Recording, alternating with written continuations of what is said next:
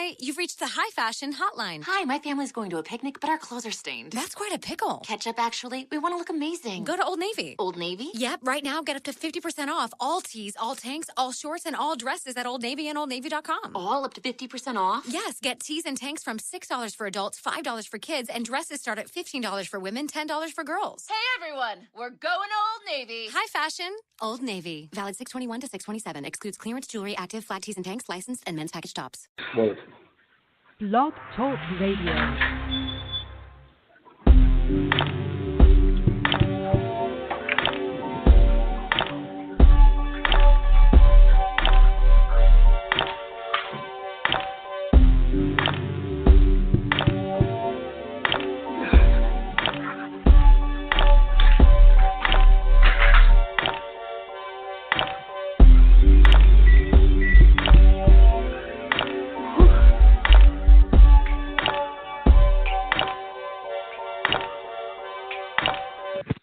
Hold on, y'all. I'm going to stop the music right there. All right. Rob and Sydney, what's going on? This is Real Talk all the time, but there's something that's got to be done before we start the broadcast. So I'm going to do this for Queens real quick, y'all. Stand up. Queens, stand the fuck up. No doubt.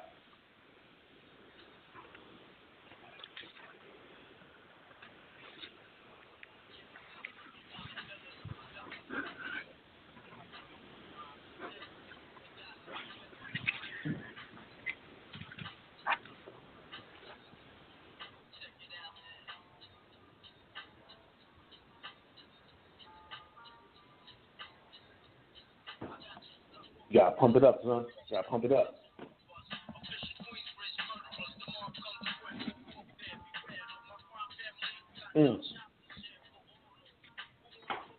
For those of you that don't know what's playing in the background is that Mobb Deep. Yeah. Hold on. We're not finished. We saluting Queens real quick here. This is Real Talk all the time. We're taking a quick little sharp right turn real quick to Queensbridge. No doubt. We're going to do it like this. Y'all hang in there. We're going to do it like this real quick. Hold on. All right.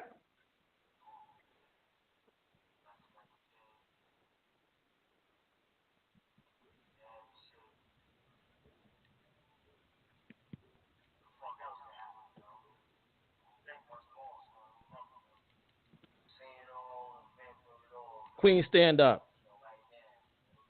That's what's up.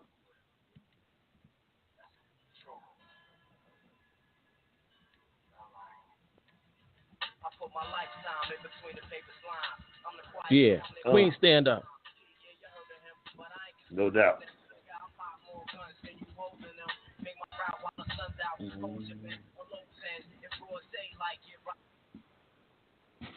We got one more for Queens. One more for Queens.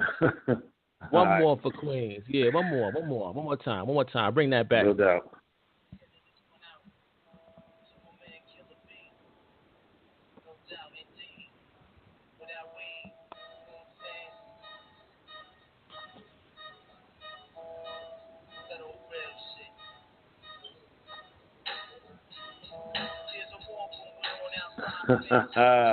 Yeah.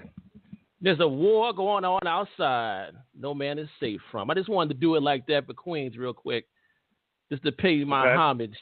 Our homage to the Prodigy, the legendary Prodigy of Mobb Deep, passed away today, and I just had to salute the brother. Hellified talent in Mobb Deep, man. Prodigy, rest in peace. He passed away today at the age of 42 of sickle cell.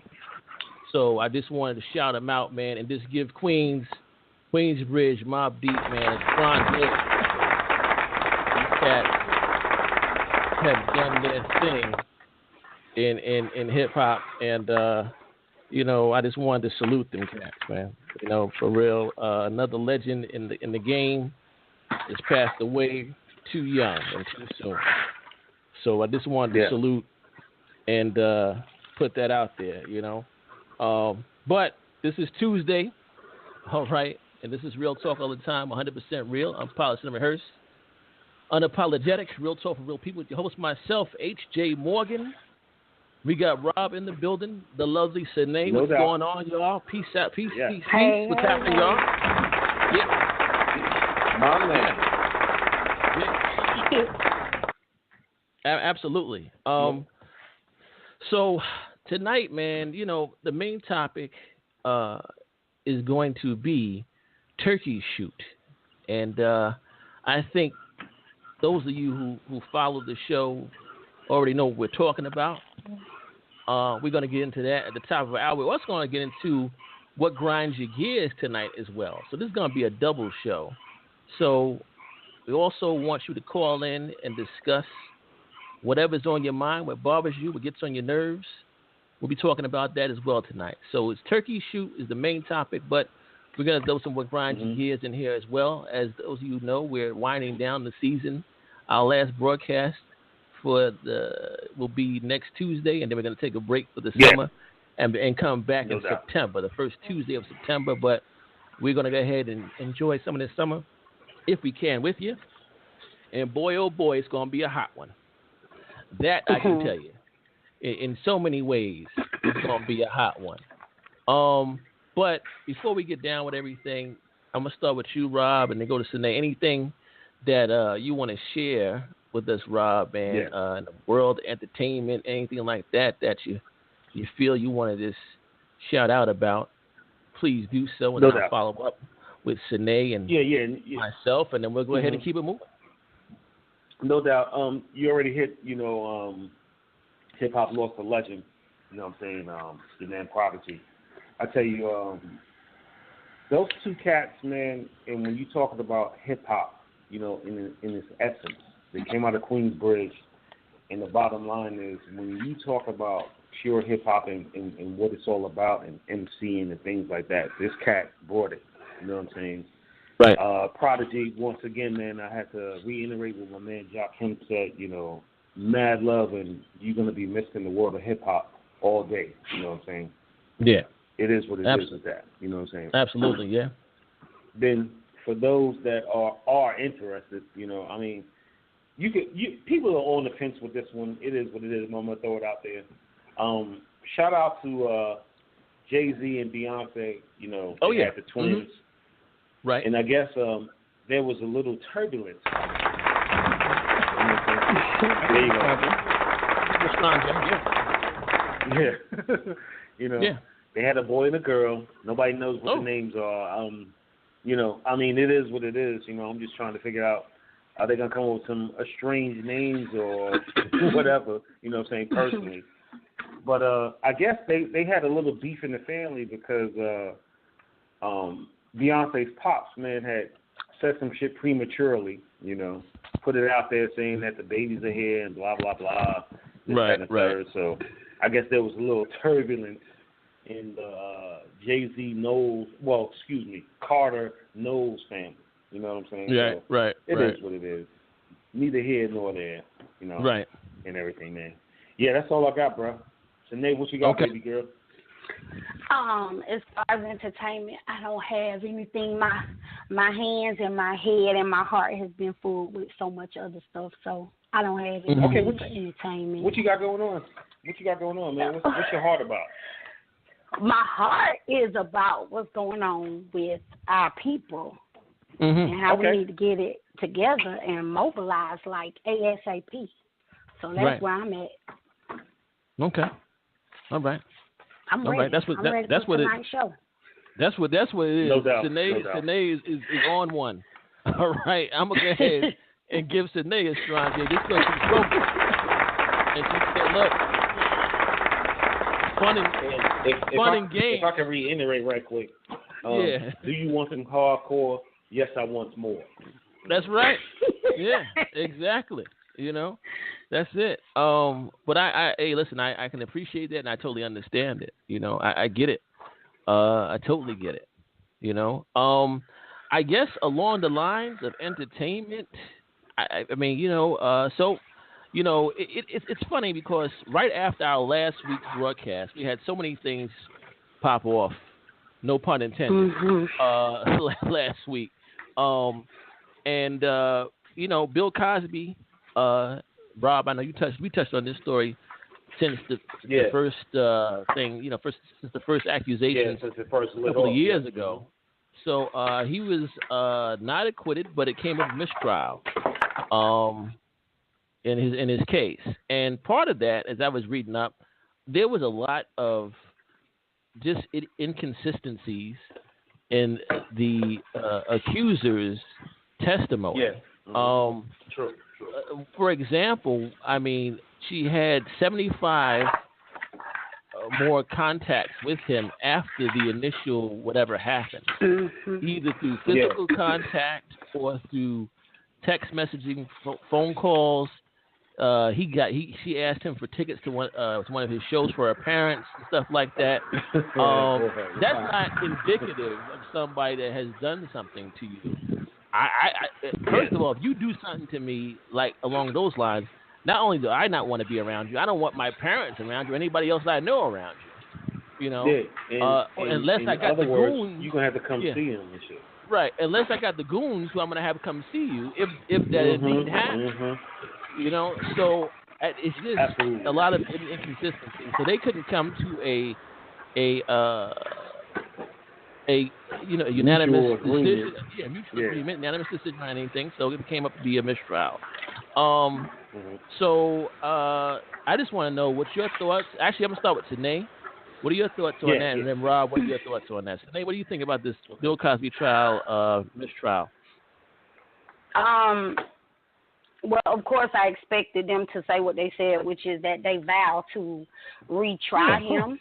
But personally, as a woman, and I won't get into specifics, but I can identify with some of what's going on in this trial. Okay. And I just, as a woman, I'm not speaking for all women, I'm only speaking for myself. As a woman, if you have done something like that to me, we don't have any type of communication that is going to be healthy for you or safe for you. There's no way I would be asking you for anything. I wouldn't be seeking out your company, and my virtue or whatever I feel is damaged. It's once again, it's not for sale. There's no amount of stardom or celebrity that I would want in lieu of you doing what they said he has done to them. I've always had trouble with a lot of the stories just because of what you just said about going back again and again and again. And we're not talking about a child who may not understand what's going on. We're talking about adult women. They were adults back then. They're adults now. And to not say anything is just hard for me to believe that all of these people were scared and all of them kept their mouths closed, because I can get in the room with 5 people and say, don't let this go anywhere. And as soon as we hit that door, 6 or 7 other people already know it. So it's unfortunate. And I think it's just to wipe out all the positive and the good that he's done. None of us are all good and none of us are all bad. So when they just try to highlight one thing, that is what bothers me. Now, do not get me wrong. If he's done something wrong, yes, any man that is doing things like that, they should pay consequences. And they should pay consequences immediately, not 20 and 25 and 30 years. You have not been handicapped or stricken with any type of fear to that point where you would not speak out and say something. So a lot of this is just hard. I think some of it is true, but I think some of it was they made it okay for whatever reason. They made it okay in their head. And so I feel like people just started digging these people up because we haven't heard anything from them. So, that's where I stand. I think it's very disrespectful how they have said things in the media about his wife, saying that she was quiet before and she should just keep being quiet and all that type of shit. Like, sometimes you try to be graceful and not, say anything, but sometimes you do need to speak out. And I feel like she has every right to speak out and say whatever the fuck she want to say, because everybody else is saying shit. They saying how they feel and what they think. So she definitely has a dog in this fight, and she definitely should be able to say something. All I'm going to say is I just hope that the same way that if he was another of another persuasion and he had that money and the same high-powered attorneys, that I hope he gets the same outcome that he would get if he was a white man. And that's where I'm at with that. Right. And I feel you on that. Rob, what do you got for us, sir? I tell you, man, again, I'm going to look at it from this perspective. Just assume that maybe there's a possibility that some shit happened, with him and some of these females, because now you're talking about the drugs, shit that he admitted. He gave them some pills, whatever the case may be. But here's my thing, and I got to agree with what Sinead said, motherfucker, if some shit happened to me, I'm not going over and I'm not breaking bread and I'm not going to sit here and sing Kumbaya and see you after the incident. Fuck all that. You know what I'm saying? Right. I don't condone motherfuckers taking advantage of females incapacitated. That's some weak-ass shit, regardless. Drunk, pills, whatever the case may be, you know what I'm saying? It is what it is. But my thing is, and it's funny, I was talking with my wife about this a couple of days ago. The shit that gets me is, okay, people coming out of the woodworks of some shit that happened back in 1975, Bill Cosby got with me and blah, blah, blah, and then now you want to jump on the bandwagon and shit like that. If he's guilty, he needs to get that, it is what it is. But my only concern is, again, why the fuck with timing, number one, you come out way, way after the fact. And then number two, all right, the jury, I mean, these cats couldn't come to a decision to say whether he was guilty, innocent, whatever the case may be, you know what I'm saying? And it's just crazy, man. And again, I do not condone, anybody being mistreated or anything like that, but the bottom line is, and Sinead hit it again, and Ja, you hit it too, inconsistencies. And then, you got to ostracize, his wife for saying whatever the fuck she wants to say. That's her fucking opinion. It is what it is. Right. Well, I just want to say this, and I'll move on. We'll move on to something else. I just want to say that I know a lot of people, men and women, who use let's say party drugs, okay, before they get it in, all right? I know a whole slew of females from back in the days that used to love their nose candy before they got it popping. In fact, that was a must-have before they got it popping. And their reason was that let them be less inhibited in their actions. So they knew what they wanted to do. They just wanted to be looser about it. You understand what I'm saying? So, I mean, and then look today. I mean, everything is popping mollies and stuff like that. I mean, so,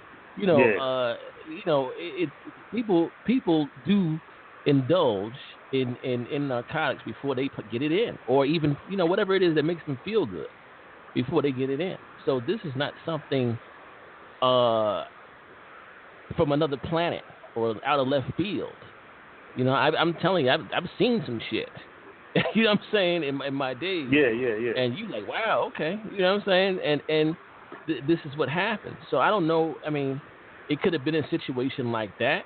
I mean, we're talking about the Hollywood, or should I say Hollyweird circle, and they're into all types of freak shit. You understand what I'm saying? So, I mean, let's say he did give this lady whatever. Maybe she, who's to say that none of these females didn't want to have a little something before they got started? We don't know. You understand what I'm saying? We don't know. Because I'm telling you, and I'm quite sure as well, there's a lot of people that they get down like that. They want to have a little something before the party starts. And the next thing you know, after everybody gets that little, they reach that level of no return where they can let their hair hang down, that's when it pops off after that. All of a sudden, that somebody got the titties out, and next thing you know, somebody's sucking their titties. You know what I'm saying? And next thing you know, the whole room is freaking off. You know what I'm saying? So, it just, I've seen shit, you know what I'm saying, in my life, and it's, it is what it is. You know what I'm saying? So, I don't know, but like you said, I mean, if he's truly guilty, then I'm quite sure, it'll be dealt with. But I just think timing. No doubt. I think to say that for these women that say that they felt intimidated by Bill Cosby because he was such a powerful man, I'm going to tell you something. I'm going to be very frank. A black man sexually assaulting a white woman in this country, I'm sorry, she holds all the power. All right? And at any given time, she could have ruined his life years ago if they wanted to. You understand what I'm saying? Especially in the height when all this stuff happened. You're talking about late 60s, early 70s, please. They'd have rolled Bill Cosby ass over the hot coals. You understand? Over the hot coals. They'd have put him in a hole so deep you'd have never heard from him again. Okay? This is bullshit. We're talking about the history of this country when it comes to black men and white women. Okay? Whole towns have been burned to the ground because somebody bumped into somebody. Are you fucking crazy? Who you trying to bullshit here? But that's just my take on it. Moving along, man. Let's get into some of this. I just want to bring this up. Otto F. Warmbier, student, University of Virginia, went to North Korea. And while he's staying there, his last day, he decides to tear down a poster. They called it a propaganda poster, but I found out it was actually a poster of the Supreme Leader himself off the hotel wall. Yeah. See, they won't tell you that. White media, the corporate media won't tell you that. So, and you know, my thing is this, and I posted it on my personal page today. I think, Rob and Sinead, this goes to what I want to call white arrogance. And white arrogance plays out like this. I can do what the fuck I want. The law really doesn't apply to me. Okay? And, I can just do what the hell I want to do. Okay? And that usually works in most places. Worldwide, usually this works in most places. Except Cuba and except North Korea. So I guess he didn't get the memo, and I guess he pushed that boundary, and he wound up in a situation crying and boo-hooing when they were sentencing him. The guy's knees is weak and shit like that. He's about to pass out. And I'm not trying to mock the kid, but at the same time, this is the arrogance of many white people, not only in this country but across the planet. Okay, you have the complexions for the protection in everything that you do. You can do no wrong. Even when you're found out on camera doing something, it's whisked away as a one-time deal or an accident, or we're not really seeing what we're seeing on the camera. And in countries like Cuba and North Korea, they don't give a fuck about your privilege. In fact, they want you to fuck up. They're begging you to fuck up in this country. They're begging your ass, please fuck up, white boy, over here. And that's what the North Koreans, they begged him to fuck up. He fucked up, and then he wound up in the situation that he's in. And now he's not here, and it's unfortunate, but it is what it is. And now here's the thing, Robin, I'm going to give it to you. I want your thoughts on this. Now, they want everybody to rally around and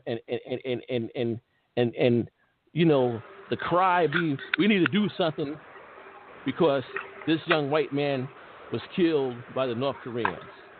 They want everybody to rally. They want that to be the battle cry. Well, if that's the battle cry, then I think the black community is far behind the curve.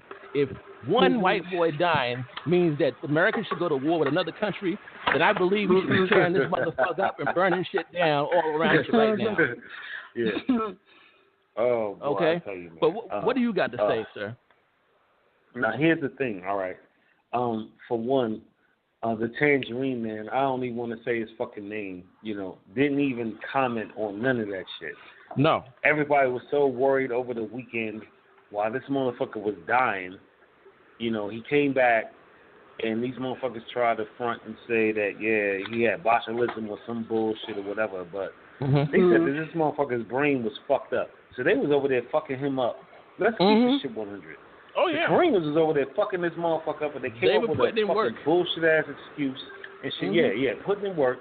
Came up with a bullshit-ass excuse and say, oh, by the way, he had this shit. Now that this motherfucker's brain dead, we're going to send him back home. You know what I'm saying? Your man didn't worry about none of that shit because instead of going to Camp David, this motherfucker was, at his own fucking, resorts or whatever the fuck it is. You know what I'm saying? Right. So let's start with that. They criticized the last man that was in office about not talking about this or not saying that and this, that, and the third.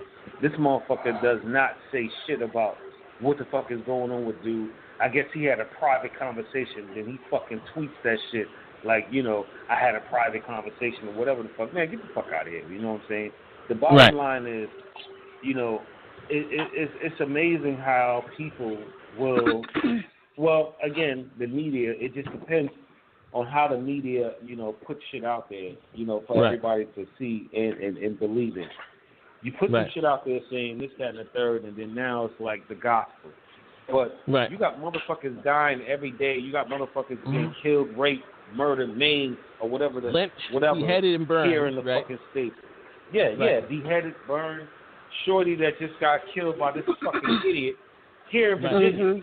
We'll talk about that later on. Yes, I want to, definitely. So it's just truly amazing, man, how they pick and choose, what's important and what's not fucking important, man. Get the fuck out. Right. And at this point in the game, if you don't see it, you don't want to see it. It's not even the fact if you sleep. If you don't see it, then you don't want to see it. But like you said, we got all this shit going on, and so like I said, if one white male is the cause to go to war, then damn it, America should be a parking lot right now when it comes for the black community. It should be one damn big Walmart parking lot from California to New York, if that's the case. But Tanae, what do you have on that, my dear? Not to be crass, but it to me it's elementary. No, say what's on your mind. Say what's on your mind, please. When I heard the story, to me, I was just liken it to what I always say, lack of consequences. Because if I come to your house, Ja, and I have a 3-year-old, if I come to Rob's house with my 3-year-old, and my 3-year-old is jumping with their shoes on your motherfucking couch, that is because I have not taught them anything, and they have no fear of consequences from me. So they can come into your home and feel like they can do what the fuck they want to in your home. Right. It goes back to if you love someone, you should be admonishing them. So I'm not trying to put the blame on his family or whatever, but what I'm saying is there is something that was within him that felt like he could do it and get away with it. People only do what they think that they can get away with. So it just goes to show you that, unfortunately, he paid with his life. But you have to respect. That's the problem. America's not the shit like people want to act like they are, and everybody is not busting their ass to come to America. That's just not true. And we need to know that we do need to respect other cultures, other religions, other races, because sometimes they're not going to tell you, oh, no, don't do that. Sometimes you're going to get your fucking head chopped off. Sometimes they might not find you. You will never, your body will never be flown to your home country. This happens all the time. So if anything can be gained from this young man's death, it should be that people should pay attention and take heed and apply it. Not just look at it, but apply it to wherever it needs to be applied to. You can't walk in your job and just do what the fuck you want to do. There's consequences. You can't go in the store and just walk the fuck out like you want to. There's consequences. So I don't know why he would think he would be in a foreign country where anyone who can read or has ears that can hear very well aware of what's going on with North Korea. If I had a place to choose to disrespect, that would be the last goddamn place on earth. Right. That I would do some shit like that.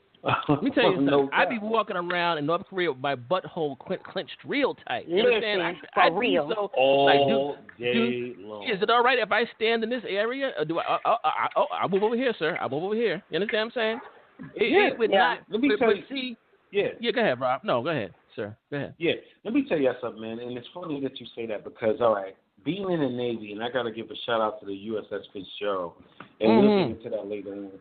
But, yes, sir. Here's my thing, and today you hit it right on point. While in fucking Rome, do as the Romans do. You know what I'm saying? Yeah, we used to have these port sprees. I mean, I've been to so many different countries across the world and shit, and they tell us point blank, motherfucker, if you do some shit here, right? Certain shit we can and cannot do. Bottom fucking line. So the bottom line is, me of sound mind and judgment and upbringing that says, yo, I know what the fuck what right and wrong is. Right. Motherfucker don't do that shit. Bottom line. Right.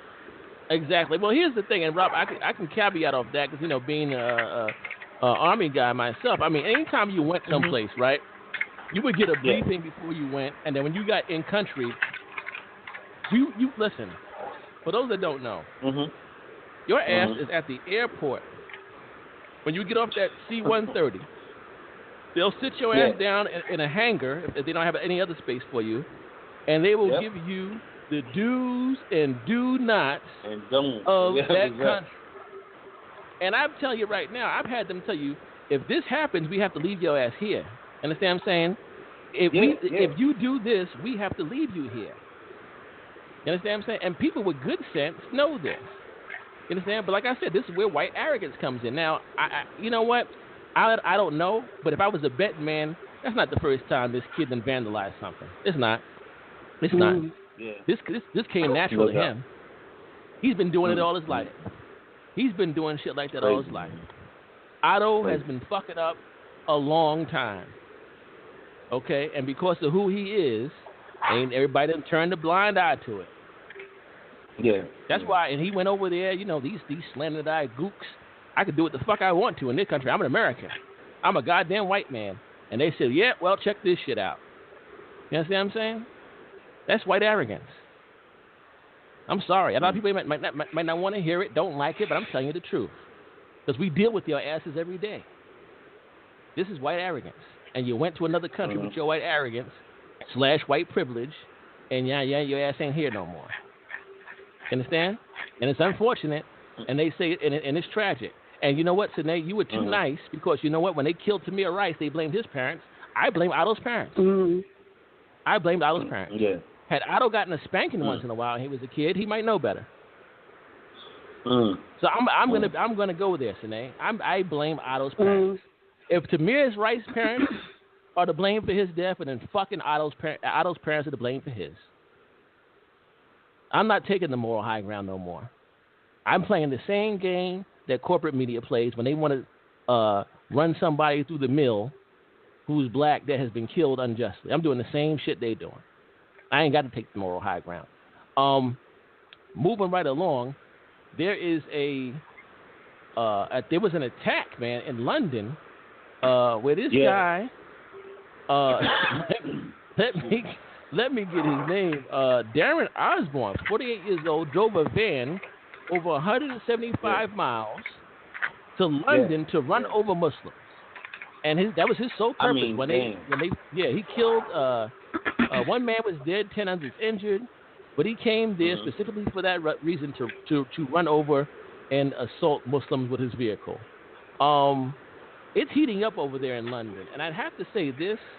I think that the United States is mirroring London right now, whereas it's a fight between Muslims and the English, if you will, there, and here it's a fight between your white supremacists, black. Actually, they're fighting everybody. All right, so we have like a several pronged war going on here. A lot of people are waiting for a formal war declaration, but we're at war here right now too in this country. We have a race war going on right now in America.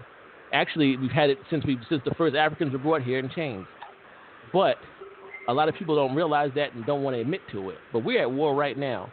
But the war is actually spanning out to where now you have whites killing whites over the presidency of the United States. We saw the shooting here of Steve Scalise, which is last Wednesday, I believe, last Wednesday or Thursday. It was right after our show, right, Rob? But this shooting happened? Yeah. So right after our last broadcast, we had that go down. So, so whites are fighting whites, and they're also attacking non-whites here. So we have a several-pronged war situation here in the United States, and this is what it is. Okay, and like you said, Rob, and we'll go into that later. Young lady was beat to death. Muslim, pretty girl too, pretty girl, beat to death, just for being who she was, a Muslim. So, it is what it is. And what can I tell you? But we're gonna go ahead and take a break, a 50-second break, and come back with the main topic. Sorry, went over just a little bit, but it is what it is. We'll be right back. Real talk all the time. 50-second break. We're going to come back with the main topic and what grinds your gears, which a lot of this is going to encompass that as well. So we'll be right back, y'all.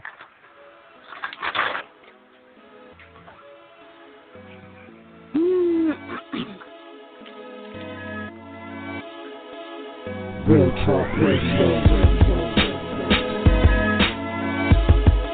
Real Talk on Talk.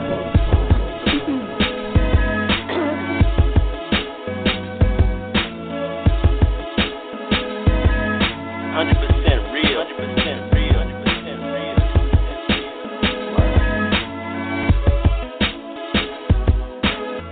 We had over 1,000 listeners. Yeah.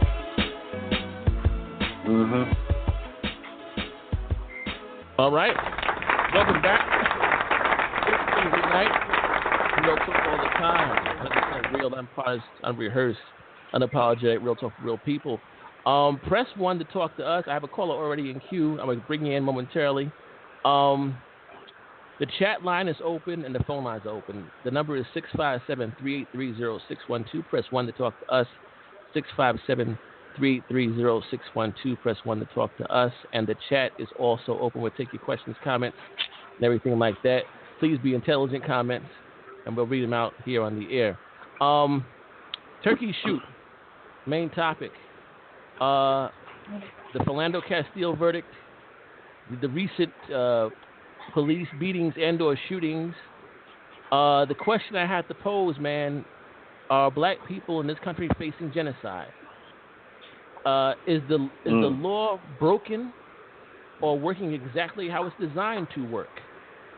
That's something that we definitely got to get into tonight.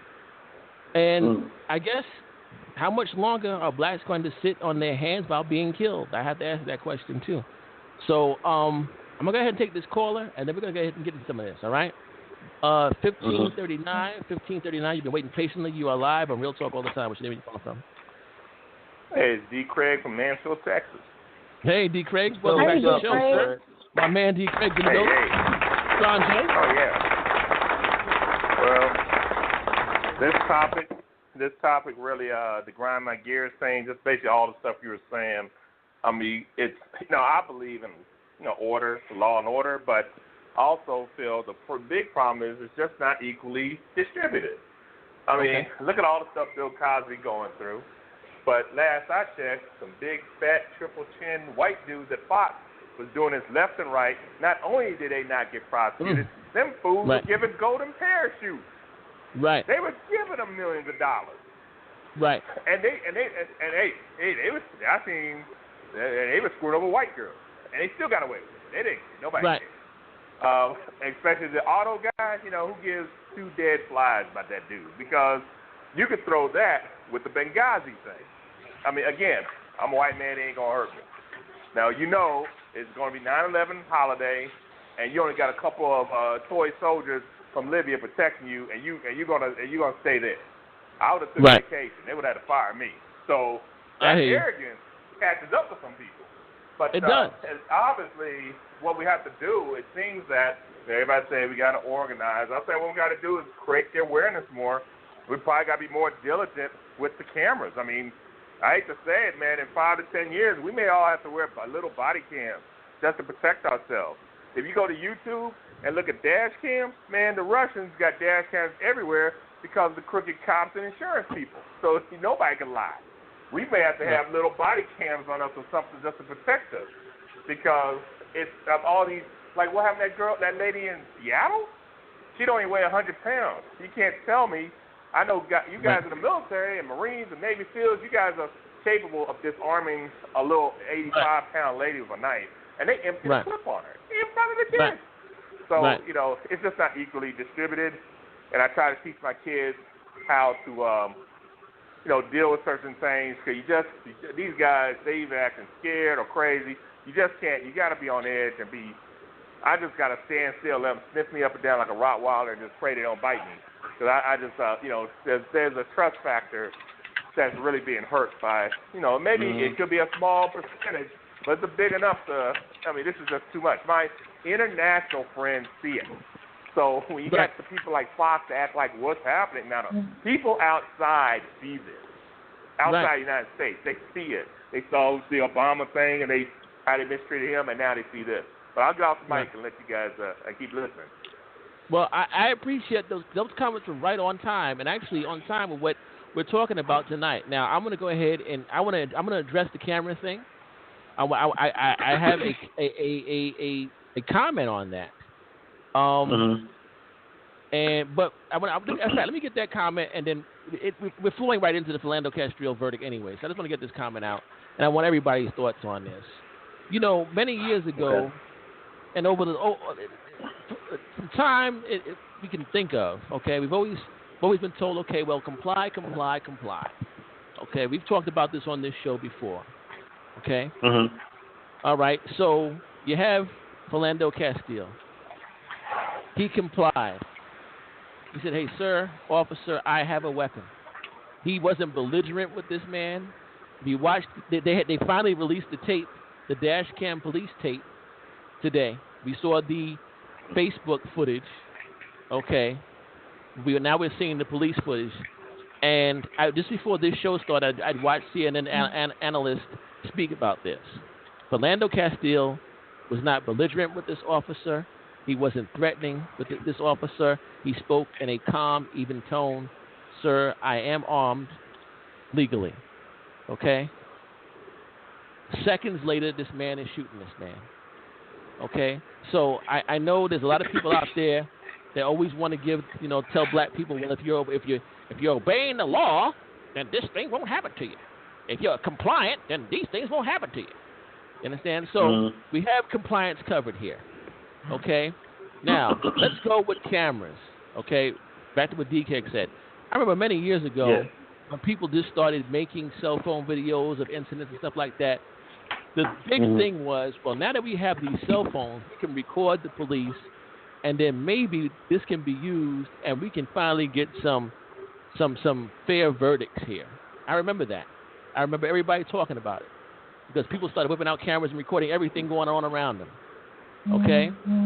Not only were these camera footage used in courts, it didn't mean a damn thing. You got cops with body cams turning the cameras off. Okay? So now, let's go back. We got compliance. We got camera footage. We got people legally having weapons. We got people doing things that they should do. And they're still being killed by the police in cold blood, unjustly, and police are still getting off. Here's where the outrage comes in. Because you told us if you do this, then this won't happen. Okay, we did this. Oh, well, now, wait a minute. Now, all right, now you've done that, niggers. If you do this too, combined with this, then this won't happen. Okay, fine, boss, we'll do this. We'll do this and this. Well, now, nigger, just do this one other thing here. So now we do this, this, and this. And no, nigger, there's still no justice to you.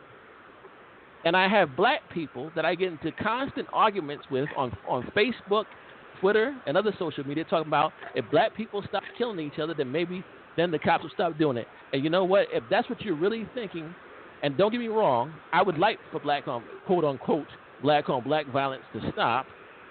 But I tell you that right now, if tomorrow black people stop killing each other, the cops wouldn't miss a beat. They wouldn't miss a beat. And that's just the truth, the raw, hard, bitter truth of it all. Okay, and D.L. Hookley said something very profound. And I'm gonna bring it to Rob, and we're gonna talk about this verdict and your thoughts on it. But he said perhaps the law is working exactly how it's designed to work. It don't include us. It don't include us. It never did, and perhaps it never will. Perhaps something catastrophic has to happen in this country for everything to be possibly, maybe everything has to be rewritten. Maybe everything has to be rewritten. Or we have to dismantle law enforcement completely and start from the ground up. I don't know, but perhaps the law is working because we were never included in this shit to begin with, and now suddenly you got free niggas running around, quote unquote free. I'm putting air quotes under free, but still we're being treated like runaway slaves. You understand what I'm saying? So something's amiss. So perhaps the law is working. It may not be broken at all. It's working how it's supposed to work because it was never designed to protect black people who were slaves at the time the laws were written to begin with. Rob, what do you got on that, sir?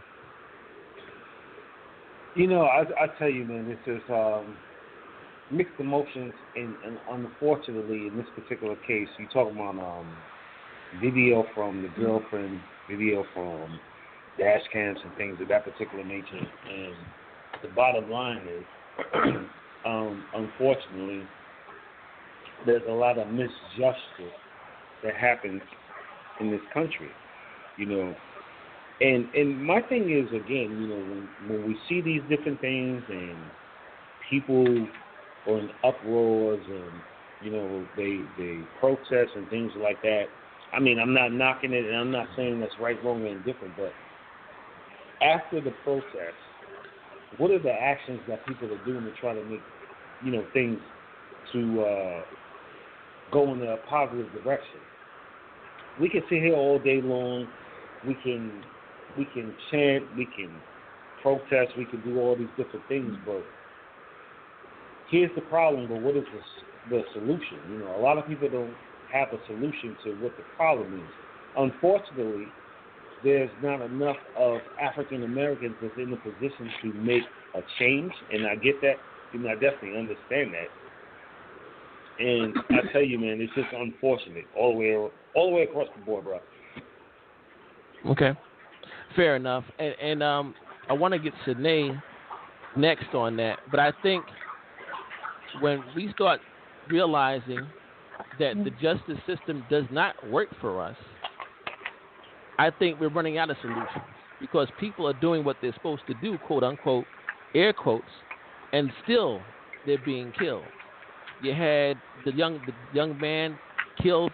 His car broke down, for God's sake. He needed help. He was shot dead, and that cop got off. We're going to get into this later, but the lady just yesterday, right, 2 days ago, shot in Seattle. She called the cops because there's a burglar in her house. They shot her dead. You know? Now, she had a knife, but my thinking is this probably had the knife for the damn burglar that was in her house, and by the time the cops got there, she still had the knife, probably still high emotion, and they shot this lady. You know? But, can I say one second thing? Yeah, go ahead. It's like this one person said on this radio show, and that's only local to Dallas. We do not have a justice system. We have a legal system. So what the other person is saying, you know, that's the problem. We need to change the legal system. Like there is no you guys in the military.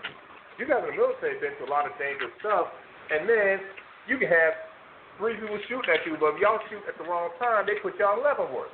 And so the police should have more the procedures of what the police procedures need to be modified and need to be ordered up from Congress on down. This is how you got to treat people, because the police are getting away with stuff because they can say, hey, this is how we were trained.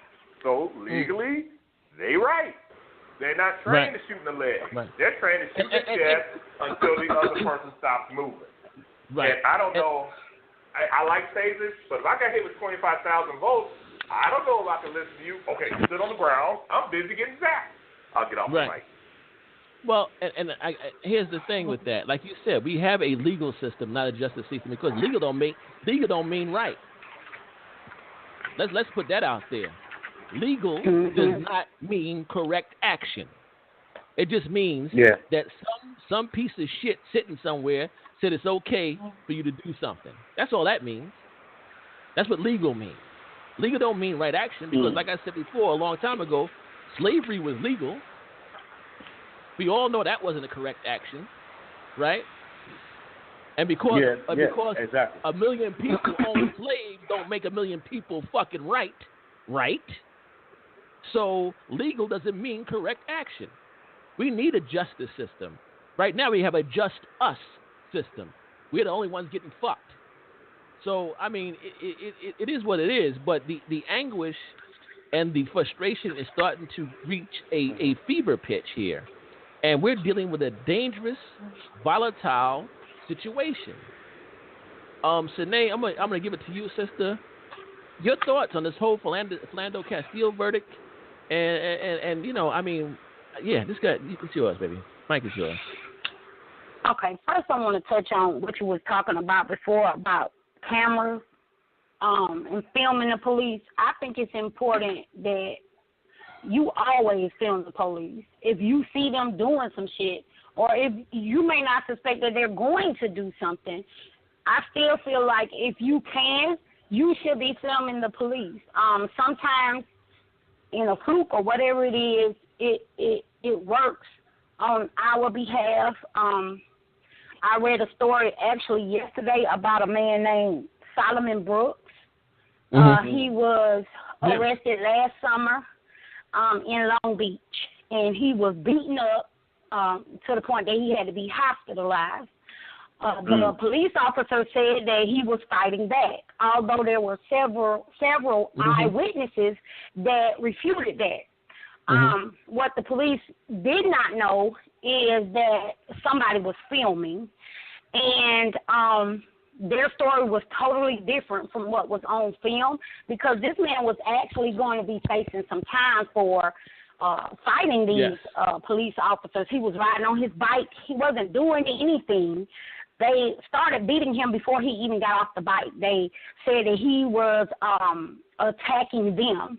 But the video caught that they just stopped him just out of the blue, and they started beating on him, and he would look back, and, you know, they had him crouched down by the car, and he was saying, please don't tase me, don't hit me, and they still continued on. Well, that person, whoever that person was that caught it on tape, actually submitted it, and he got out of jail. Now, I don't know what type of consequences are going to happen, if any, for these two police officers. But in that case, it did work, because essentially he would have been going to jail for getting his ass beat by the police. Basically, that's what would have happened.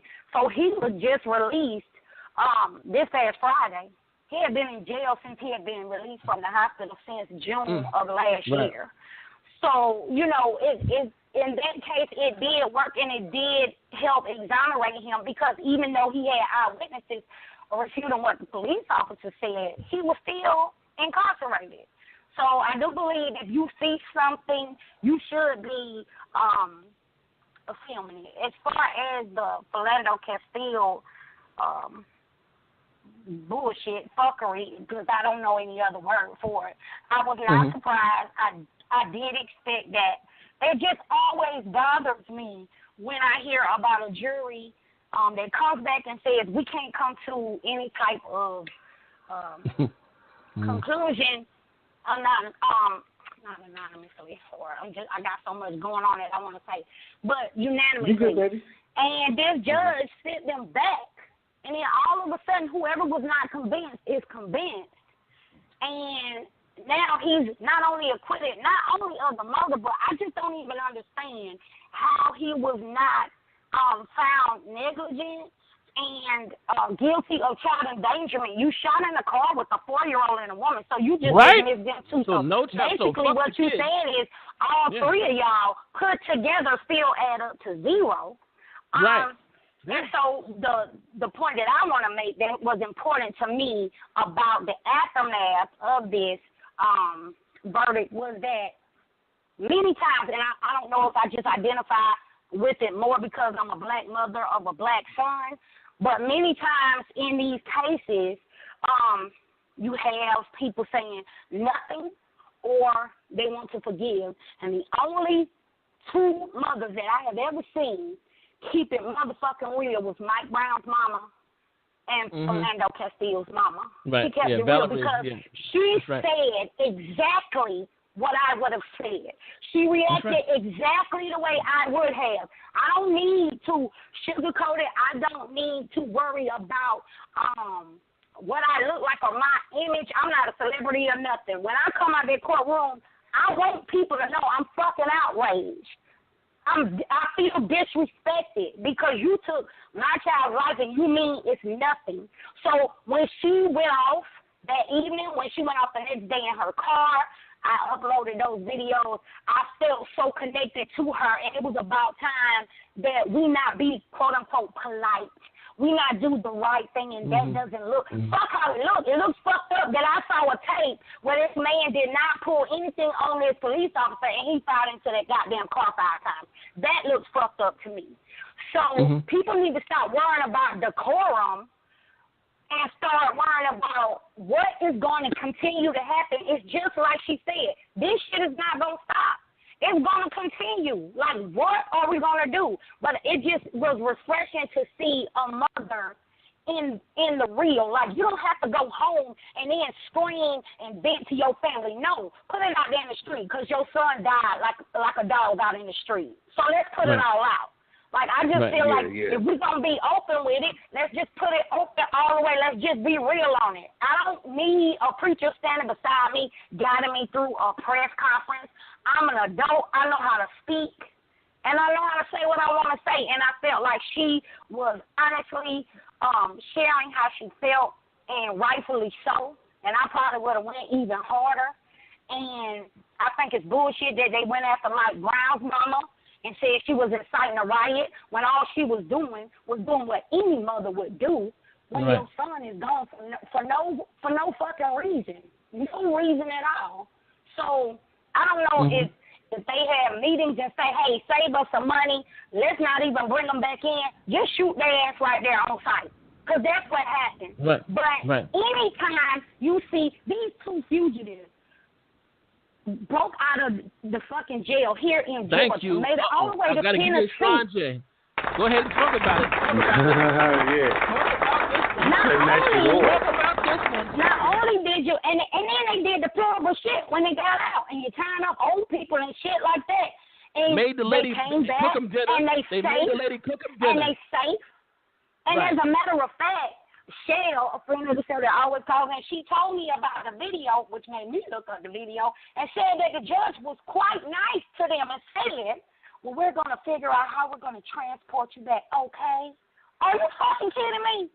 You talking to them like they are kindergartners. You babying them, and that's what I'm talking about. It's the same with this sister in Seattle, Washington. First of all, y'all, I'm sorry, y'all. I'm just on the road. No, go ahead. Go. Y'all were informed that she had previous mental health issues. You didn't go in there blind. You already knew this. This was a fact. The dispatcher told you this.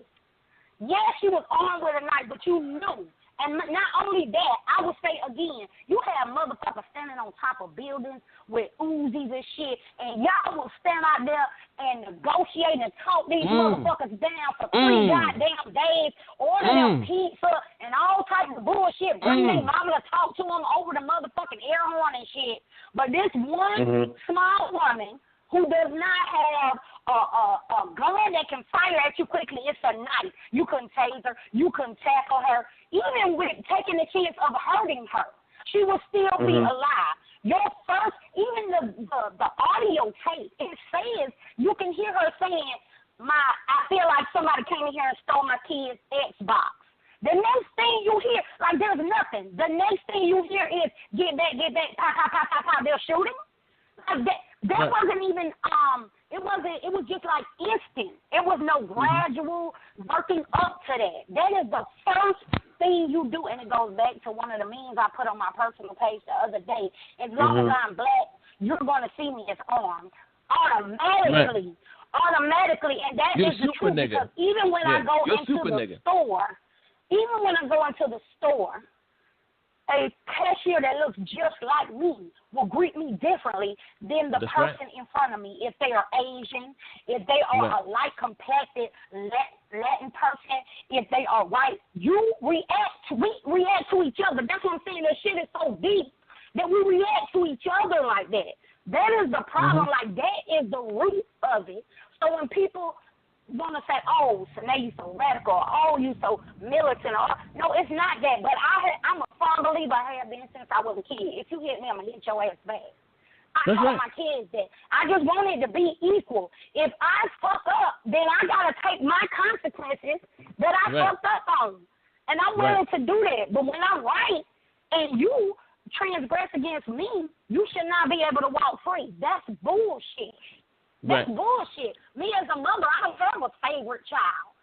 If you do some shit, you going to get your ass whipped. And if you do some shit, you going to get your ass whipped. And my children have totally different personalities. But because my youngest daughter was not crunk like my son, doesn't mean she a saint and I don't get on her ass.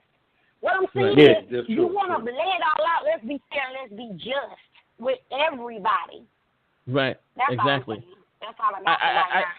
I want to say this because you done got me turned up now because I just hearing that you hit so many things dead on that I want a caveat and let me just say this is one of the main reasons why when bootlicking niggas come at me with the what about black on black crime argument, I have to say this: a white person can shoot 2 prison guards, escape from prison, carjack 2 cars, drive 177 miles, tie up 2 white old people, force the wife to make them dinner, escape from there, shoot at cops some more, and still be brought in alive and spoken to like human beings in a court. Okay? A white man can walk into a black church and shoot everybody in the church dead and be taken to Burger King after. But a black man can call for roadside assistance and wind up dead. So bootlicking niggas, miss me with that black on black crime bullshit. Go fuck your mother. I'm going to keep it real tonight. Go fuck your mama. Yeah, get yourself That's real shit right there. Yeah. Give yourself I've had enough of that shit. Don't tell me about that Strong J, y'all. Don't tell me about that black on black crime. And I'm sorry that I'm being crass tonight, but this is how deep the shit's getting. The time for play is over. Yo, the time for play is over. Let me tell you something. This is real talk all the fucking time. It ain't no fucking apologies. You know what I'm saying? We put the shit out there. If motherfuckers can appreciate what we say, cool. If you don't, fuck you and the horse you rode in on. Fuck it. That's it. It is what it is. That's it. Here's another thing that, and you know, I forgot to take my ginkgo biloba, so I lost my train of thought a little bit. But yeah. Bring it back. Yeah. But I just want to say that you're spot on. You're spot on, Tanae. Okay? I mean, there's no comparison. Black on black crime, you know what? Black criminals go to jail. Okay? Black people that are addicted to. I was watching this thing today, just slightly off topic, about Carrie Fisher, who I like, and I liked her as an actress. Yeah. She had all types of drug problems. Do you know what they said on the Today Show? That she had no reason to be embarrassed about her drug addiction. This is a disease, and this is something that people need to know, and she needed treatment. Well, black people who are addicted to drugs go to jail. They're called disgusting animals. They're called everything under the sun, and very rarely getting a second, third, fourth, or even fifth chance at life. Okay? So, you know, I peeped that right away this morning. First thing as I'm getting dressed, I'm like, wow, you know, they just made this a terrible, tragic story, and they had, and like I said, I like Carrie Fisher. Princess Leia, you the shit. May she rest in peace. But No I'm doubt. just saying, do you understand how things are looked at? You understand? It's just not the same. It's not the same. There's no way a man should call because his car broke down and end up dead by the police. There's just no way. There's no way if I'm pulled over at a regular routine traffic stop, I say, hey, officer, for your safety and my own, I want to let you know that I'm armed, and you shoot me anyway. And that's justice. That is not justice. Okay? There's no way that you shoot a 13-year-old who had a BB gun and get off. There's no way. There's no way. We have to start. The police are supposed to be held at this high standard, and they're acting like street thugs doing drive-bys down the street. You have an instrument of death on you 24 hours a day, or at least 8 to 16 hours while you're on duty. Okay? You have an instrument of death on you. The average citizen is not armed. The average citizen is not armed. Everybody in America does not have a gun. Okay? So the thing of it is this. I saw it on CNN before we started the broadcast. They keep promoting this image. Well, the cop has to worry about his safety. Yes, he does. But what if? But the civilian, his safety goes out the window. What about his safety? You know, all for years, that's all we've heard. The cop wants to go home to his family. Well, I want to go home to my fucking family too. Is my family less than yours? Oh. Is my family less than yours? What are you telling me right now? Because you chose to do that job. There's not a draft for fucking police. Yeah. You picked that job. I'm coming home from my Dunkin' Donuts job, or wherever the hell I work at. I want to go home. Just like you want to go home. So fuck my safety. It's all about yours. I'm not armed, but you're going to shoot me, and it's okay with everybody? Bullshit. Bullshit. And it's starting to come to a fever pitch here in this country, and people are starting to see it's a pattern. Okay, time and time again. And this cop that shot this lady in Seattle, he's not going to jail. Let's forget about that. Okay, he's not going to jail. So we're looking at a pattern here, and people are starting to catch on to that pattern. And what's going to happen next, nobody's going to like. Nobody's going to like what's coming. Because I'm telling you right now, folks, America, white, black, otherwise, it is coming. Yeah. Somebody has some feedback on their thing. Feedback like a motherfucker. Watch your mics. What's coming, folks? Y'all not going to like what's coming. Because I'm going to tell you something. In every society that has had situations like this, where you force a people into a corner, and they finally realize that they're going to have to do certain things to survive, you ain't going to like that outcome. I'm going to tell you that right now. You're not going to like that outcome. Now, I was listening to a show, Rob, and I want your thoughts and D. Craig on this. Okay, bro. Yeah. Not for nothing. Suppose Philando Castile knew that this guy was going to shoot him, and he shot him first. Would he be wrong? Given the climate with black males being shot by police, if Philando Castile had a premonition, a vision, and said, this guy's about to kill me, and he killed him first, would he be wrong? If black males who are able to defend themselves at routine traffic stops say, you know what, this guy is already being aggressive, I have the drop on this guy, I'm able to take this guy's gun and shoot him with his own gun, or choke this son of a bitch to death because I'm that big and strong and I'm fast, or I know martial arts, or whatever the case may be. I haven't done anything. Yeah. This guy is about to abuse me physically. I have to act now. And that's what you're forcing. You're forcing black people, black males in particular, to have to pick now. I may have to kill a cop and go ahead and go through trial and know I'll get screwed over in a trial, then be killed right here on the spot. That's what you're forcing. You're forcing this. Because I'm going to tell you something. Everybody ain't going for this shit no more. This is a pattern. Everybody's not going for it.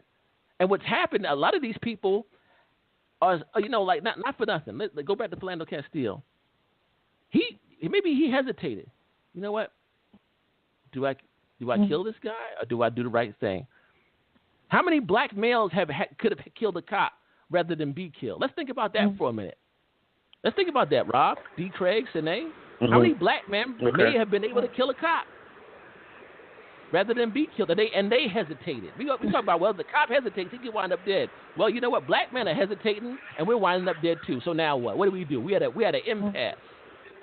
We're at an impasse right now.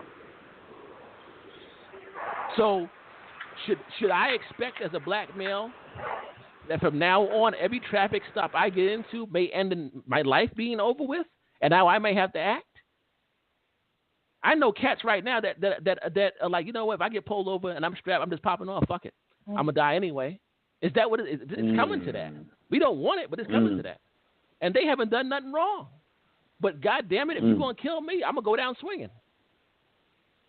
Do you want America? Do you want that? Do you want that? For every single engagement to be, you're going to have to shoot this shit out? Because you're going to force that. Your behavior is going to force that. I'm going to give it to you, Rob, D. Craig, and then Sine. Are we looking at that? Now, do black men have to now, do we take a preemptive measure to save their lives? Because their lives matter. Black lives do fucking matter. Your civilian life matters just like this cop lives matter. So I want to go home and you want to go home. Do we do a showdown at the OK Corral or what? Let me put that out there, brother. All right. Now, and I'll give it to you, man, because I know you go all the way in. You my man, 50 grand. You know what I'm saying? But let me ask you this. All right. All these soldiers that talk a good game, are they going to bring it to the table? You know what I'm saying? A lot of motherfuckers talk about how corrupt shit is and how fucked up this is and how fucked up that is. But motherfuckers, at the end of the day, they got responsibilities. They got to go to work and punch that clock and shit like that. And there's a lot of people that will hide behind social media and say all these good things and shit. But when it's time to get that work in, motherfuckers are sitting on the couch. Real talk. Right. No, you're right. Putting it out there, you know what I'm saying? Real talk, man. And unfortunately, in the African American community, and we talked about this shit on several occasions, man. You take the Filipinos, you take Caucasians, Asians, whatever. We talked about this on several different fucking shows. Bottom line is, all right, let's go with the Filipinos.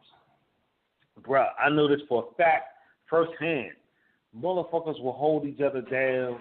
Right. When some shit goes down, these cats first come to a command ship. They holding each other down. This is what you need. This is what you got to do, and we're gonna hold you down to get to that next level. Black people don't do that shit. Motherfuckers are so concerned with how I can get this, I can get that. Hopefully you can help me, and shit like that. They don't stick together. I'm sorry. It is what it is. If anybody's fucking offended, I'm telling the truth. No, it is the truth. All the fucking time. You know what I'm saying? It is so you got motherfuckers that'll get online and talk that shit, or even you got motherfuckers that call into the show, man. They talk a good game, but all right, at the end of the fucking day, are you ready to put in that fucking work when it's needed? No, you motherfuckers not. It sounds good, but your ass ain't ready. Fuck that. Right. And this is why revolutionaries have been far in between. You understand what I'm saying? How many revolutions have we had since Nat Turner that was like, you know what, we'll put in that work? Well, you had Micah Johnson last summer and Gavin Long last summer, about a week from each other. Okay, this is why I said it's going to be a long, hot summer. So, honestly speaking, I'm a prophesy. You're going to have another situation like that this summer. You're going to have another Micah Johnson this summer who didn't have it. But it's only going to be one person. See, that's the thing, Rob. It'll be one person that'll turn up, and then that'll be it. See, here's the thing that's unique about America. We're dealing with a system of white supremacy. If this was any other country right now, and you had this going on, if this was the Middle East right now, they'd be blowing up several police stations by now. I'm being real. I'm being honest. If this was any other country right now, they would have blown up several police stations by now. They wouldn't have been waiting on nobody to do no more killing. They'd be like, this is how it is? Okay, this is how we're going to do it. This is real. I've been overseas. I've fought overseas. These people don't play around. No doubt. We're fortunate this is America. Because if this was any other country, the police would be hiding somewhere. Like, nah, it ain't safe, dog. Don't go out there. You understand what I'm saying? They'd be like, oh, shit. You understand what I'm saying? It's real. You know I'm telling the truth. Any other country, the police would be hiding somewhere. Like, nah, these motherfuckers be done fucked up. And you know what? It ain't going to be right for a while. We got to chill. We got to lay back in this precinct and hide out. You understand what I'm saying? So it's only in America that this kind of shit goes down. And my thing is this, and D. Craig, I'm gonna bring you in, sir. But here's the thing: because we have put, and I've said this before, Robert, you can testify. I've said this because we have put police on such a pedestal, where the policeman's safety is more important than the civilian. His family is more important. Him going home to his family is more important to me going home to my family. We have deified the police. And for those that don't know that means we've made them into a god. We have deified police. And now they believe their own hype. We have built this monster as a society. We have built this monster. The police can do no wrong, so therefore the police must be God. You understand? If you can't do no wrong, then you're a God figure, right or wrong. If everything you do is right, then you've deified the police. Well, I'll tell you, I think there's a whole bunch of ignorant-ass people that may believe into that shit, but, again, if you're under free will and free, way of thinking, the bottom line is you as an individual that has a choice, I'm not saying that certain aspects of the justice system is not fucked up. Don't get it twisted. My only thing is, again, all right, we can identify this shit on a weekly, yearly, or fucking decade basis. But at the end of the fucking day, all right, what's being done? The bottom line is we have the problem, well, what's the solution? And unfortunately, I will say this, there's not enough people in power to make a change for the solutions, to make things work. And the sad thing about it is, like anything else, if it doesn't affect certain people, they don't give a shit. It is what it is. Motherfuckers like to try to jump on the bandwagon and say, yo, yeah, this shit is fucked up, all right, but, yo, I need you to contribute a few dollars, or I need you to contribute some time, or I need you to, put in that work, whatever it is. And I'm not saying the positive, negative aspect of the work. The only thing I'm saying is, okay, when it's time to fucking ante up, now motherfuckers, is sitting back and got all kinds of excuses and shit, and nobody's not bringing, shit to the table. So that's where shit lies right there. Right. Everybody talks a good game, but motherfuckers ain't bringing that shit to the table.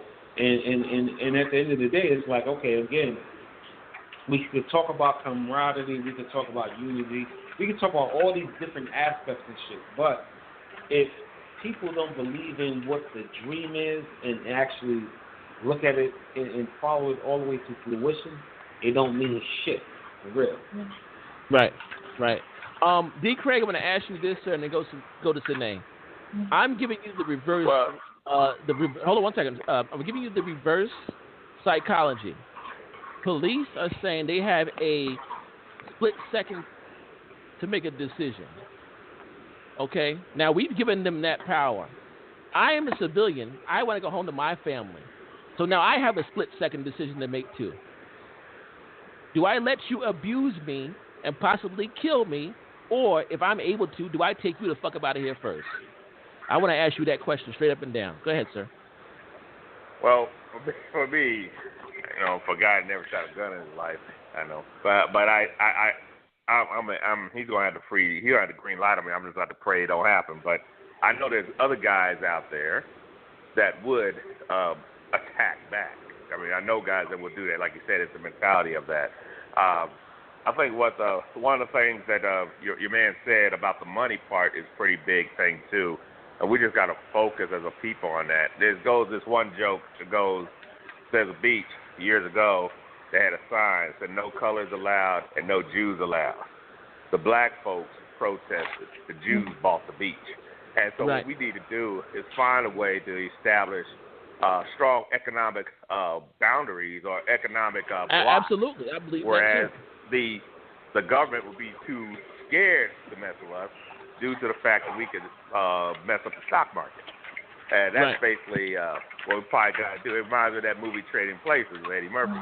You want to hit them hard, hit them with a pocketbook, then that stalls everything. That's like the only thing that makes movement. You see that in the sports industry, too. You want the Super Bowl here, you better behave. Stuff like that.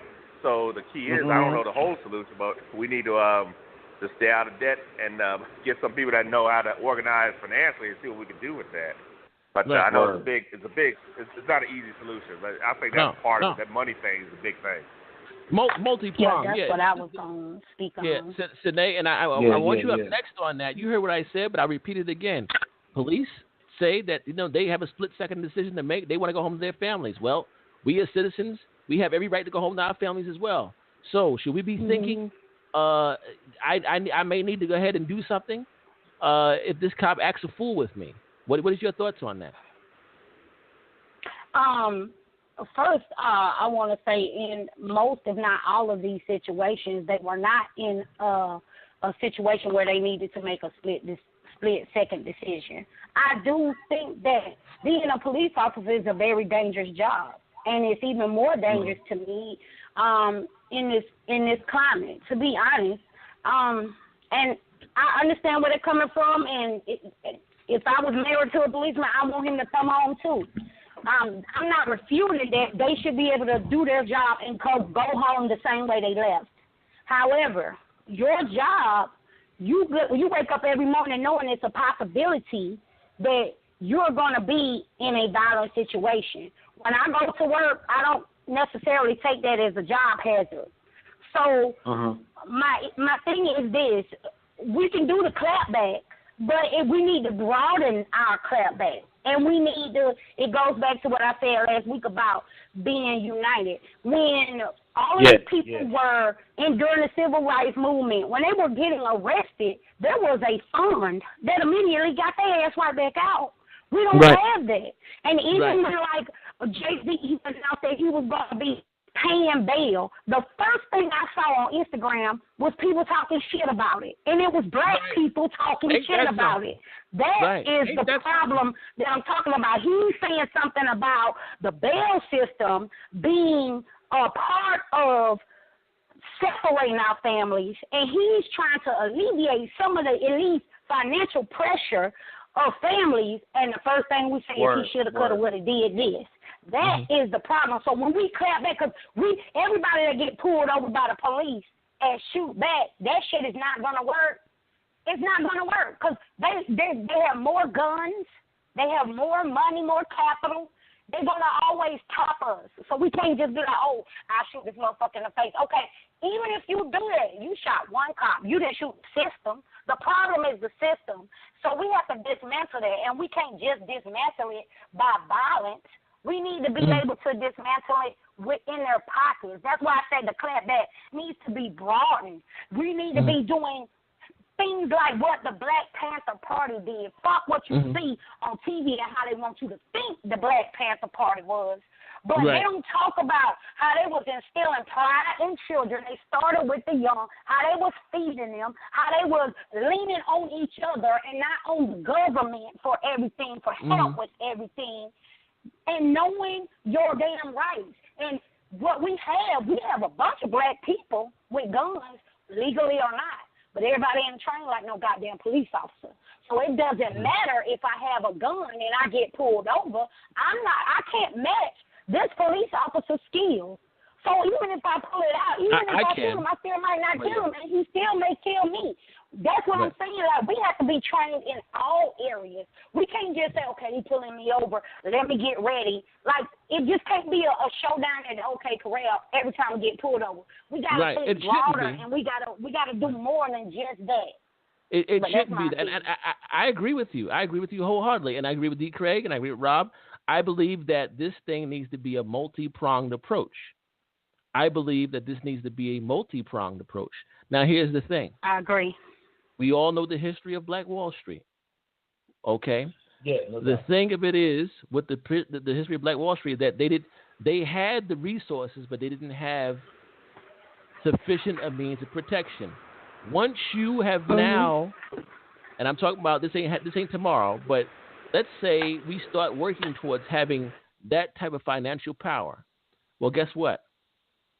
You're gonna have to have means to protect it, and you're gonna have to that means weapons. Okay, that means weapons, because you know what's gonna happen? It's gonna be a repeat. They're gonna see how self-sufficient Black America is again, and then they're gonna have to, because of how they get down. And we're dealing with a certain mindset, folks. You may not want to believe it, but this we're dealing with. Because it happened before. It happened several times in our history. We know it. You just open up a book, you'll read it. The mistake that the people on Black Wall Street made, the mistake that people in Rosewood made, is that they did not have sufficient defense forces for their communities. They were thriving monetarily, but they weren't thriving militarily. They weren't thinking militarily. And so it's going to come back to this again. Yes, financial, economic power, yes, but the means to protect it must be high up on your pedestal. Because if not, you will deal with a situation like Black Wall Street again. And if you think it won't happen, look around at what's happening right now here in our America right now. It's 2017, and they're still hanging Black people on trees in this country. It's 2017, and we're still talking about lynchings in this country, whether it's done by the police or white citizens. And we thought that shit was over with in the 60s, and it's not. Surprise, it's not. So, yes, financial literacy, financial power is part of success. A way to defend it is another way of success. And it's got to be done. So here we go again. And you know, Black people don't want to get their hands dirty. We want to do things by the book, because that's how we've been programmed. But somebody's going to have to have that down-ass crew in your community that's you know what? We going to make it right if it ain't right. And that's just the short end of it. Okay? I got to give a shout-out to Professor Black Truth. I'm going to drop this real quick, and we go ahead into the last half hour of the show of just straight up and down what grinds your gears. But I just want to say this. In the early 1900s, when you had Jews that were starting to come into Israel, okay, they had, their community, and they used to want to go into Jerusalem to the Wailing Wall and stuff like that. And you had the Arab gangs at the time that would attack them and beat them, kill them, and stuff like that. At that time, Great Britain had colonized that area, and the British authorities would just let that shit go on. And this went on and on and on. So what happened was, and here's where economics comes into play. What happened was the Jewish merchants and the Jewish shopkeepers pooled their money together and bought arms and armed some people that would help protect them. Believe it or not, this was the beginning of your Israeli Mossad. This is how Mossad started. This is the beginnings of your Mossad. Okay, so you had your Jewish shopkeepers and merchants arming people to help protect them, and then these Israeli paramilitary groups started. And so when the Arab gangs, the Palestinians would try to turn up on them when they would go and do their little holy rituals, they would get the brakes beat off of them, and after a while, they backed up off of them. But they couldn't depend on the British authorities, because the British authorities wasn't doing a goddamn thing for them. See, so it came back down to self-sufficiency.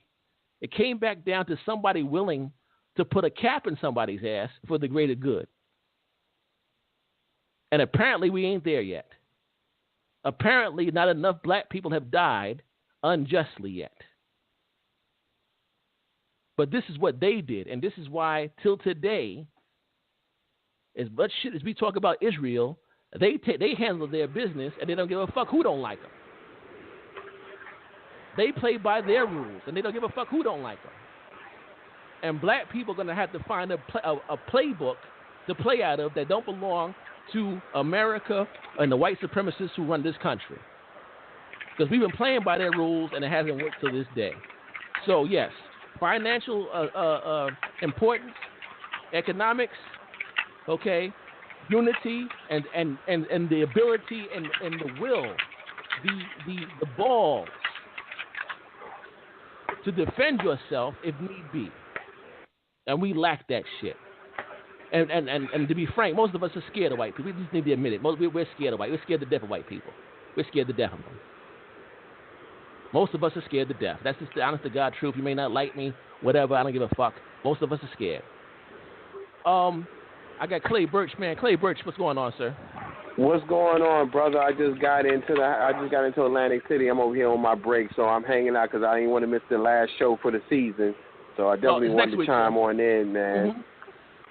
I definitely want to chime in. What are we discussing here? So I can be up to par. Well, we're talking about... We got one more show. Yeah, we got one more show next week. So you're not late. But we're talking about just basically at this point, what are we doing as black people now at this point? Fernando Castillo, we're being subservient. That's what we're being. We're being it's too many fucking peaceful marches going on. There's too many peaceful. We gotta stop doing these peaceful marches, man. People gotta start learning how to use attrition against motherfuckers that do wrong against you. Right. Well, so you're gonna kill one of my family members, and then I'm gonna have a peaceful march? No, fuck you. You kill one of my family members, I'm killing 3 of yours. And I get down like that. I don't give a fuck. Because it's either you going to kill me or I'm going to kill you. Because, enough is enough. When are our black kids going to stop getting killed by these cops? When is black people going to say, all right, I'm tired, enough is enough? Right. Well, at this point, sir, we haven't reached that point yet, apparently. We haven't reached that point yet. As a whole, some individually, yes, we have, but as a whole, as a group of people, we have not reached that point because I'm still having arguments. But you know what? I'm gonna caveat on what you said, and people probably gonna hate me to fucking hate my fucking guts. But I mean, it is what it is. I don't give a fuck. I am who I am. Real talk, man. Fuck you.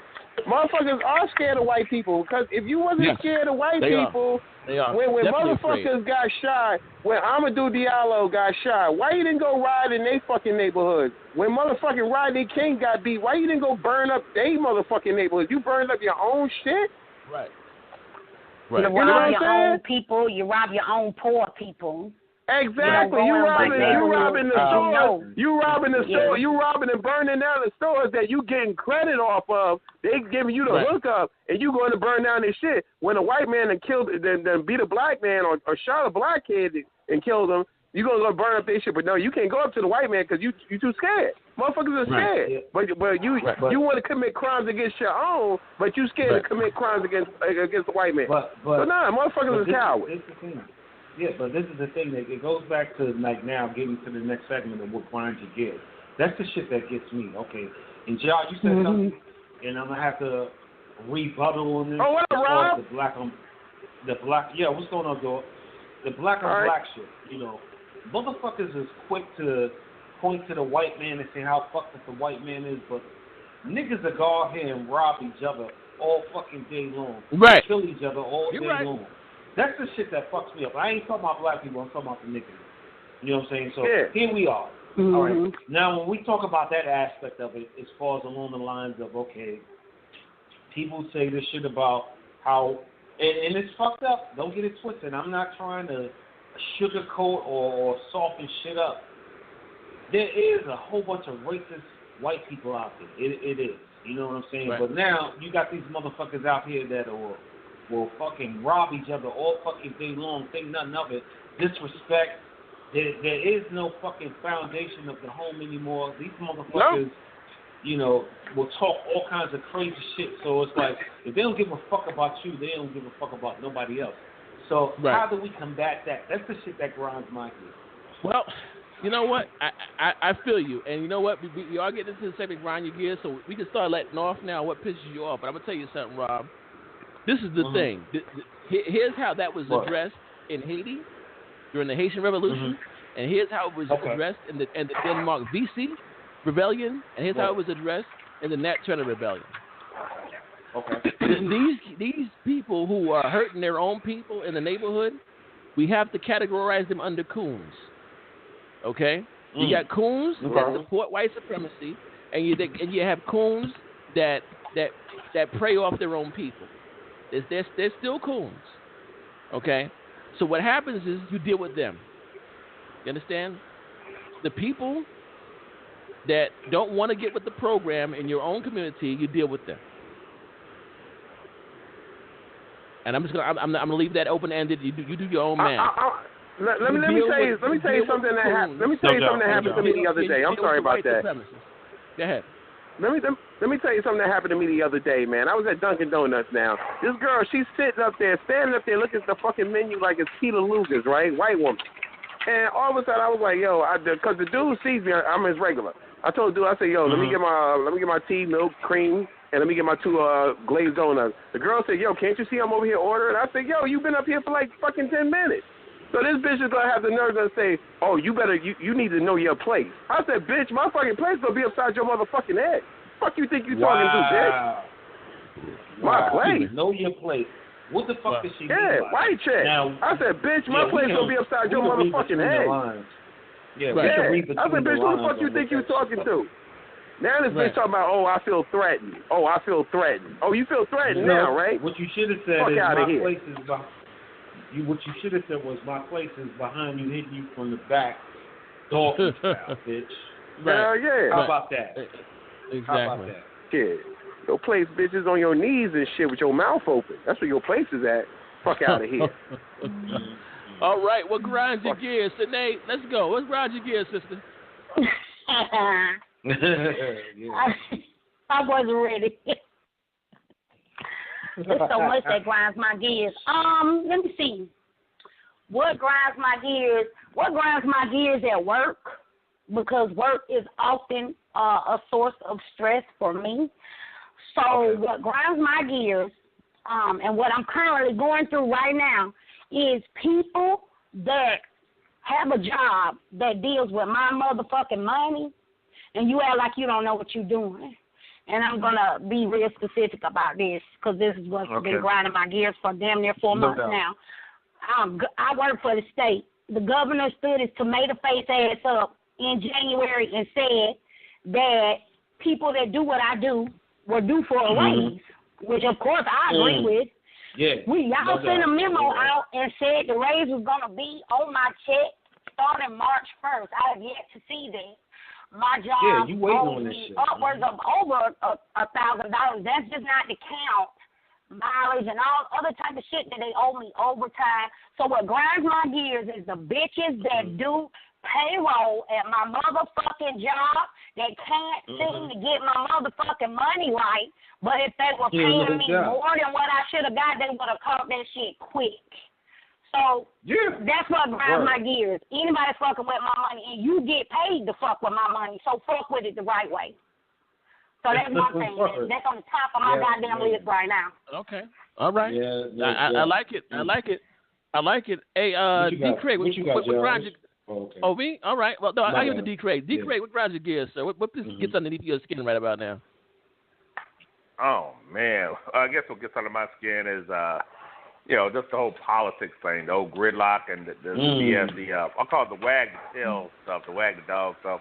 You got stuff going on the media, and I think the media has let us down with this yellow journalism and not really giving us the real media, the real stuff. Like, I like to look at this Vice stuff on HBO.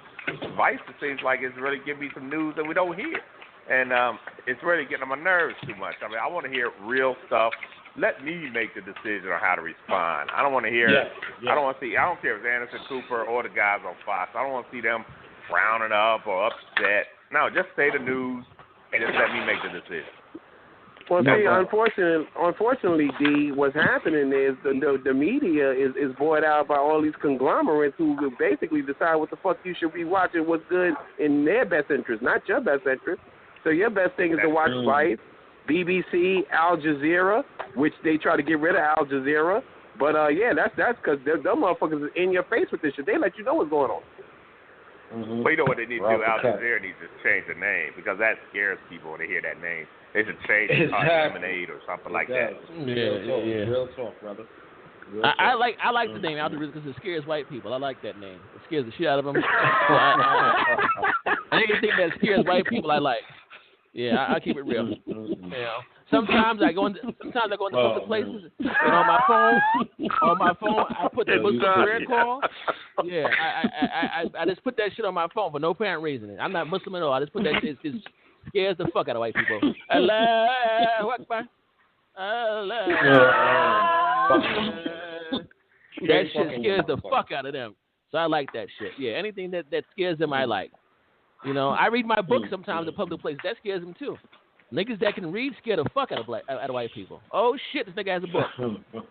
You know what I'm saying? Yeah, absolutely. So anyway, what grinds my gears? Yeah, go ahead. No, go ahead, son. Yeah. No, you good. It's your turn. Go ahead, bro. What grinds my gears, man? I think the fact that black people still think this is playtime. I think that pisses me off.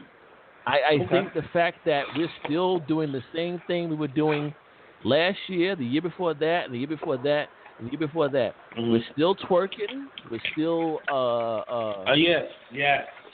You know, we're still. It's just ridiculous. We're still concentrating on the wrong things. We're still spending money and giving money to companies that hate us and don't like us. You know, we're still going crazy over Gucci bags, Gucci, Fucci, Bucci, and everybody else. And these people can't stand you. I think that in this day and time where we are up against it right now, we're up against it. That grinds my gears, honestly. To see that black people still think this is playtime, to still think that this is business as usual, and it is not. That grinds my gears, brother. That pisses me off. Go ahead, bro. I'll say. Yeah, I got one for you, man. This is my thing. Okay. In my 40s, technically 46 years old, my thing is, if anybody has anything to say to Rob, please, don't shoot me a fucking email. Especially if it's a conversation is face to face. First off, I have to post this shit on Facebook. You know what I'm saying? If it's anything that pertains to my welfare or how I'm supposed to, move or this, that, and the third, bring your ass around from, where you at, from your desk or whatever the fuck, and especially if the shit is only about 10 paces away, I'm going to need you to come see me. You know what I'm saying? Don't shoot a fucking email and say this, that, and the third, or a text fucking message and shit, and be like, yo, if you have any issues after I told you this bullshit here, we can talk about it. Motherfucker, come see me. You know what I'm saying? No. Stop playing. That's what grinds my fucking gears. All right. Can somebody ask me? Yes, sir. What grinds your gears, my man? You know what grinds my gears, man? I'm gonna tell you what grinds my gears. When black people are fucking hateful and disrespectful towards one another for no apparent reason. Okay. That's what really grinds my fucking gears. Yes. So I'm working, right? And you deal with people. I'm dealing with customers every day, man. You get white people come on, hey, how you doing? And you get Indians come on, hey, how you doing? Arabs, whatever, every other nationality. And black people come on and they look at you and fucking roll their eyes as if you done something to them and have a fucking... And I'm like, what the fuck have I done to you? What the fuck? Nothing. Not a fucking thing, but yet you got an attitude towards me. Wow. Yeah. That something I got to bring up. Who been watching Underground? Oh boy, yeah. I've been watching it. I have not. Okay. Let me fill you in on something that nobody knows. Well, some people already know. Underground was a major success for WGN Network. Tribune Media just bought out WGN Network for $3.9 billion, and they canceled that shit immediately. That was the first thing they did. And they said that shit was getting high ratings. It was talking about the underground, how the blacks revolted against the slave owners, and with the help of Harriet Tubman was doing underground. Yo, great show, great fucking show. I watched both seasons, and I was waiting for the third, and now this shit's been canceled. And they was getting the highest ratings and was up for an award. Wow. That goes to show you the fuckery right there, bro. Yeah, absolutely. When they went to that one show about the whole Harriet Tubman thing, and the lady that was playing her, portraying her on the show. Yes. It changed the whole dynamics. A lot of motherfuckers didn't want to hear the truth. So that's when shit started going left. You know what I'm saying? Yeah. Nobody didn't want to hear the fucking truth. So it is. I heard John Legend produced that. He produced that show. John Legend produced that show. It was a great show, and it really broke down. The beautiful thing about Underground, it basically broke down why the structure, or why we are the way we are today. Right. Right. Because you had your field niggas, your house niggas, the bed wenches that slept with massa, and everything that goes on today is basically pertained into that fucking show. It's still going on, right? Well, didn't Harriet Tubman say in her own notes, in her own memoirs, that she would have freed many more, but they didn't know they were slaves? You understand what I'm saying? So, and that's the truth. Yeah. Janae, what you got for us, sister? What grinds your gears? I got a few petty ones, because I'm petty a lot sometimes. No, it's all good, Petty LaBelle. It's all good, Petty LaBelle. I got a couple of petty ones, but they all wanted. What grinds my gears, I hate when I let a car in front of me and they don't fucking wave or say thank you. I'm going to be mad for that shit for a very long time. I know it's petty, but that shit pisses me off. Real talk. Motherfuckers who feel like they can cut the line. If it's a long line that we in and you holding the spot, and then like 12 family members, like I really physically want to motherfucking fight, that fucking grinds my gears. They should have got up early in the morning, whatever we doing to be in this fucking line. I'm sorry, that's the handicap. They gonna have to get in the back of the line. I hate people who walk slow in front of me. You fucking feel me walking? If you don't want to speed up, move the fuck over. I got shit to do. So that gets on my motherfucking nerves. I hate to hear people smacking their goddamn food. That shit gets on my nerves. And I hate when people stare at my goddamn plate. Don't stare at my plate. Fix your motherfucking plate and sit the fuck down. So those are some of the. Oh, and I hate when people cough at work and don't cover their goddamn mouth. That shit aggravates my soul. Well, Sinead, I ain't gonna lie to you. I was snacking a little bit. I was kind of chewing it. I don't know if you heard that, but my bad. I've been drinking, so that works. And you're good. But how about motherfuckers that cough? How about motherfuckers that cough and don't cover their fucking mouth? Yeah, that gets me too. Sinead just said that, bro. Yeah, I did. Yeah, that's that shit there, man. That shit there. You fucking up, Cliff. Yeah. Oh, I'm fucking up, but it's all good. You fucking up. Nigga getting old. I can't hear. There you go. Hey, Rob, what you got, sir? What you got, Rob? Motherfuckers ain't listening to this shit, man. They ain't listening. Clay's going in my ears now. He ain't listening to what the hell was just said and shit, man. You know what I'm saying? I remember back. And he repeating shit. I remember back in high school, right? I'm getting old. I remember. I know that about Rob because I remember back in high school, he would say some shit like, "Damn, nigga, pay attention." that was Rob's line in high school. He said, "Damn, nigga, pay attention." That was his shit back in the days. Yeah. I think D. Craig, you've been quiet. Let's get D. Craig back on this. What grinds your gears, sir? What else you got? What else you got? Oh, I always told him to grind my gears, man. I mean, it's it's that media crap, that. Okay, all right, nothing else. Okay. I like that. We need more Al Jazeera, like you said, Allah Akbar and all that stuff. Okay. I hear you. Okay. I think what grinds my gears. People, that's funny. Uh-huh. Yeah. I think what grinds my gears, guys, and this one is going to sound really strange, but I'm going to tell you why. I think what grinds my gears is that yoga pants are worn for every occasion, and they even got the yoga pants that got the little I don't want to call it lace, but you got the little fancy ones now that have the see-through in certain parts of the yoga pants now. The ones they have like a little sexiness to them, where there's a little space where you can see some leg and everything like that. And what grinds my gears is that some of you chicks that's wearing this shit, your ass ain't working out. You know damn good and well you ain't going to the gym. You know what I'm saying? Damn, so son. I think that grinds my gears. I think that grinds my and also I think overall yoga pants are false advertising because everybody that wears yoga pants ain't got an ass. And I think what's really effed up, and I think females that should feel cheated is if you wear yoga pants and you still ain't got no ass. I think you should sue. That's what grinds my gears. Cut that shit out.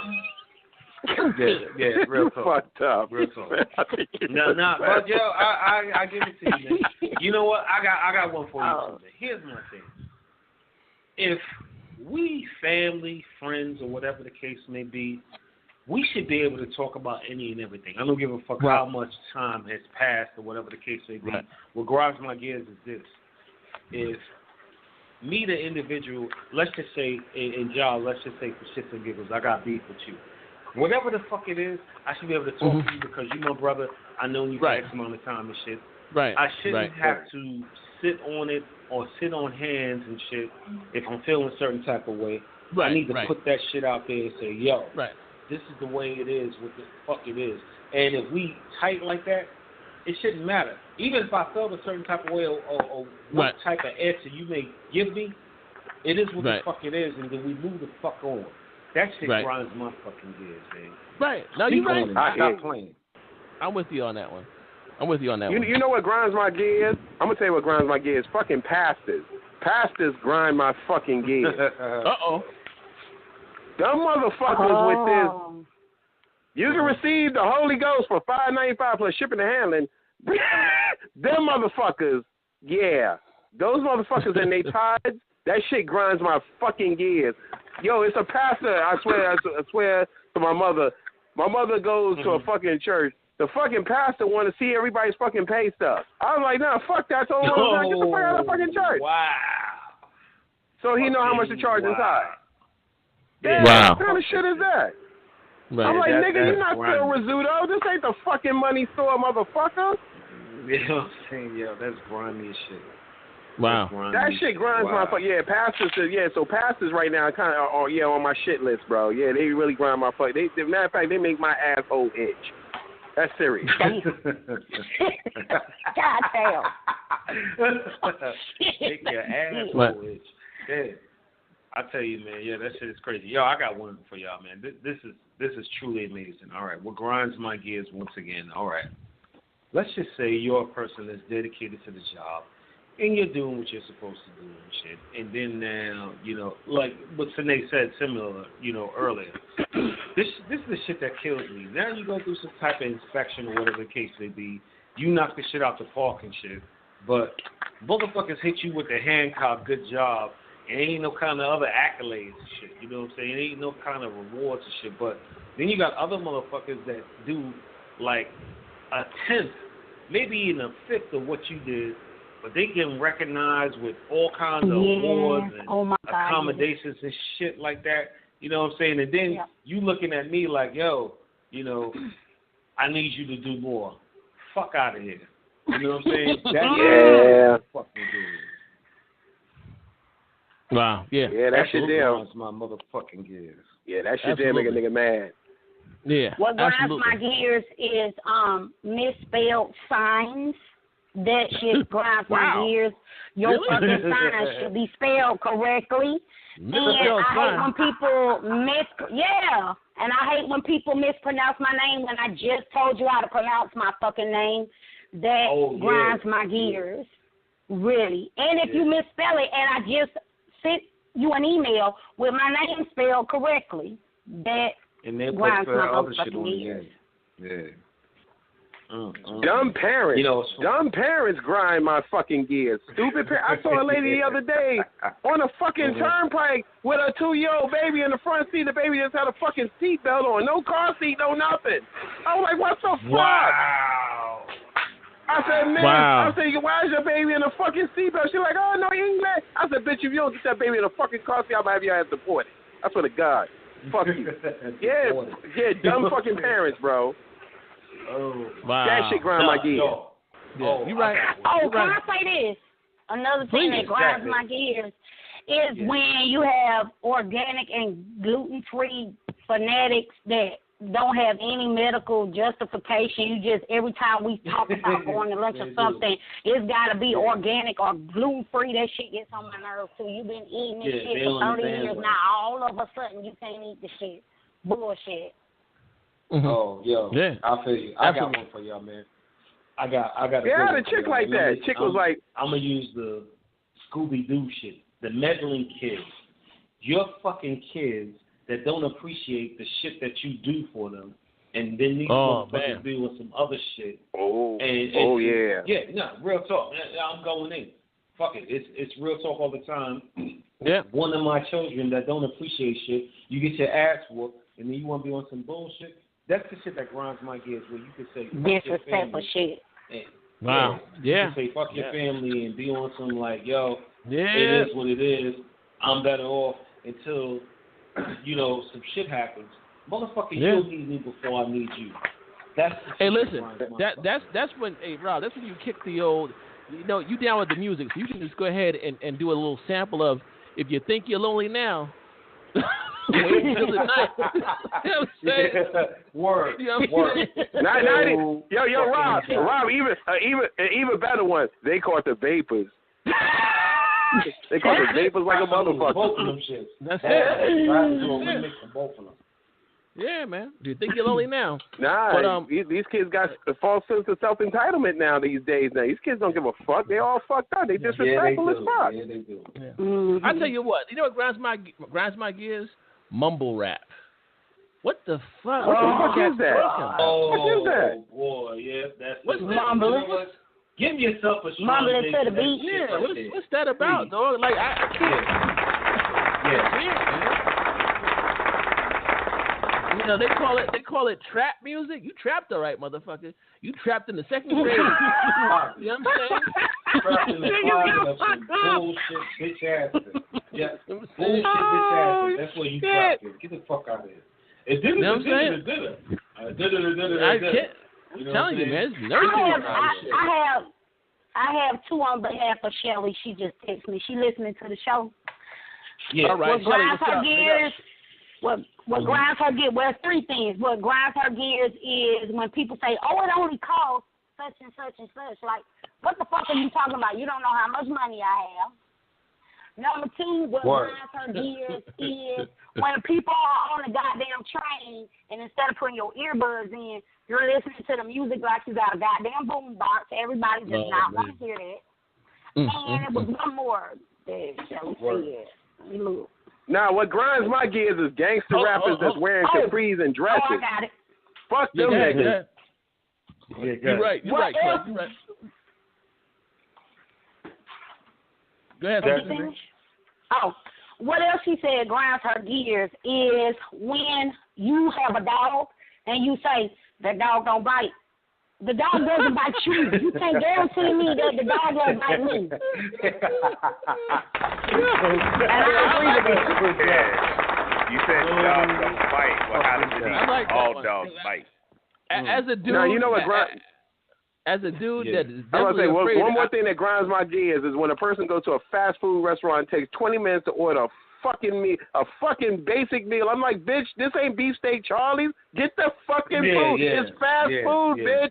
Fast food, which means get that shit fast and get the fuck out. That shit, oh my God. No. I'm going to give Clay a strong J for that. Yo, John, what you got, man?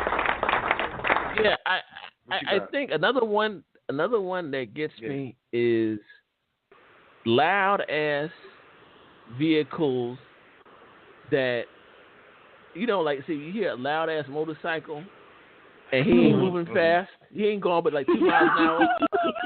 That motherfucker going about 10 miles an hour. I be on the highway and it be like, and you look back and the motherfucker's on a small ass 350 and shit. And he ain't going nowhere, but it's all this goddamn noise. A damn place. Yep. What's up with that shit? Like, seriously? Talking loud, ain't saying nothing. Ain't saying nothing. Yeah. Exactly. But I'll tell you what, folks, we winding down. We talked about some serious stuff, and we kind of ended off on some more lighthearted matters. Serious matters, but lighthearted matters. And next Tuesday at 7:30, we're going to go ahead and we'll have our last guest of the season. We're going to have a young lady who's an author. She'll be promoting her book. And what I want those that listen to the show is that I want you to give us your top 5 book lists that you recommend. And this is mostly for people that are younger that should be reading stuff over the summertime, but give us your top 5 book lists that should be in every home, in every black person's home. Your top 5 book lists, being that we're going to have an author on next week. So work on that. And we're winding down here. We got about 30 seconds. So I'm just going to go ahead real quick and say thanks to everybody for joining us tonight. We had a serious conversation, and we ended up a little more lighthearted, but it is what it is. Travel in groups, people. Travel in groups if you must. For the sisters out there, definitely travel in groups. Be aware of your surroundings. It's not a game out here. It's really not. You know, we laugh and joke on here, but it's not a game out here. We're dealing with a serious situation, and we're living in dangerous times. So that being said, I'm going to say thank everybody for calling. Thanks to those who support the show. We appreciate you. We'll catch you all next week, next Tuesday at 7:30, y'all. We out of here. Real talk all the time. I'm going to go ahead and say peace. Thank you all for joining us tonight. We out of here. One love. Good night, all y'all. Right, good night. Take care. What's up? Yeah, that was a good show. Yeah. Yes. I was feeling it. Excellent. I was feeling it. Yo, thank you guys, man, for wishing my niece, man, well wishes and prayers, man. Thanks a lot for all of that. Oh, no doubt, y'all, thank you. You got it, sir. No doubt, man. That's what it's all about, man. You got it, sir. Yeah, family, no doubt. family. Yeah, we all family up in this piece, man. So that's how we do. Exactly. No, you know what, man? Yeah. Dedicate the show to your niece and dedicate the show to the cap that's on the USS Fitzgerald, man. You know, yeah, man. And I want that shit happened in Yokosuka. Yeah, exactly. What's up, y'all? Prodigy, yeah. Yes, sir. Yeah, Prodigy, man. Yeah. Yeah. R.I.P. to Prodigy for my Blue again. No. You know? What happened to Prodigy? He passed away, brother. God, Did you catch that? Yeah. Get the fuck out of here. Are you serious? Sickle cell. Yeah, Prodigy. Yeah, sickle cell. Yeah. It is. Oh, shit. Yeah. Complications. 42 years old. Damn. We ain't promised tomorrow, bro. We ain't promised tomorrow, man. So. But yo, man, like you said, as far as these motherfuckers killing black people now, man, it's like yo, you better stay strapped. You better stay armed to the teeth or something. I don't give a fuck what you got. That's it. Slingshot. Yeah, real talk. You know? Yeah. It's real. It's real, folks. Real shit. You know? No doubt. And with that, we out of here, y'all. Peace. Catch y'all next week. All right, brothers. Yo, y'all be good. Stay up. Stay safe. Check your perimeter.